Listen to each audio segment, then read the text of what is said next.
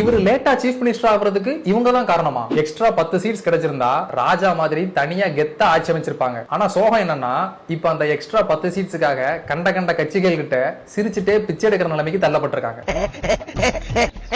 ஒருத்தரை chief minister சேர்ல உட்கார வைக்கிறதுக்கு இவ்வளவு பிரச்சனை போய்கிட்டு இருக்குல்ல. இந்த எல்லா பிரச்சனைக்குமே காரணம் வெறும் 4% தமிழ் நேஷனலிசம் ஓட்டர்ஸ், அதாவது 20 லட்சம் தமிழ் தேசிய வாக்காளர்கள்.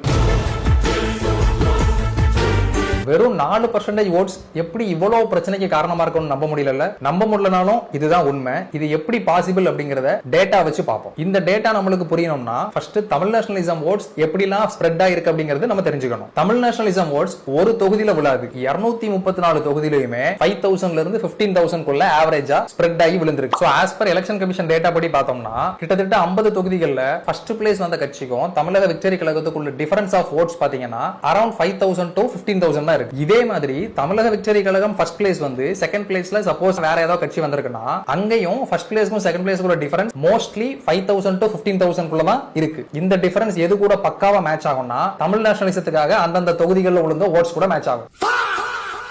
இன்னும் ஆச்சரியமான விஷயம் என்னன்னா, திருப்பத்தூர் தொகுதியில ஒரு ஓட்டு வித்தியாசத்துல தமிழக விக்டரி கழகம் ஜெயிச்சிருக்காங்க. சோ அந்த தொகுதியில ஒரு மானத்தமிழன் தமிழக விக்டரி கழகத்துக்கு போடாம மாத்தி போட்டிருந்தாங்கன்னா அந்த தொகுதியில தமிழக விக்டரி கழகம் தோத்துருப்பாங்க. வெறும் 20 லட்சம் ஓட்டு தானே, 4% ஓட்டு தானே அப்படின்னு நிறைய பேர் கேலி பண்ணி சிரிச்சுட்டு இருக்காங்க. சாதாரண 20 லட்சம் ஓட்டு இல்ல, அது நம்ம மண்ணுக்கும் நம்ம மக்களுக்குமான அரசியலை புரிஞ்சு அத்தன்டிக்கா விழுந்த 20 லட்சம் ஓட்ஸ். ஆலமரம் மாதிரி ஸ்ட்ராங்கான ஓட்ஸ்.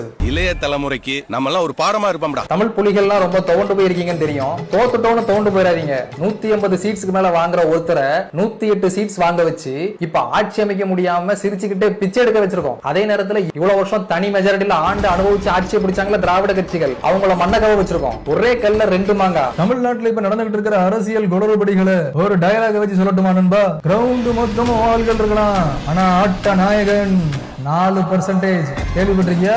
20 லட்சம் தமிழ் புலிகள் தான் ஆட்ட நாயகன். இந்த புலிகளை தாண்டி தமிழ்நாட்டுல அரசியல் பண்ணா தனி மெஜாரிட்டி வாங்கவே முடியாது. It's a statement.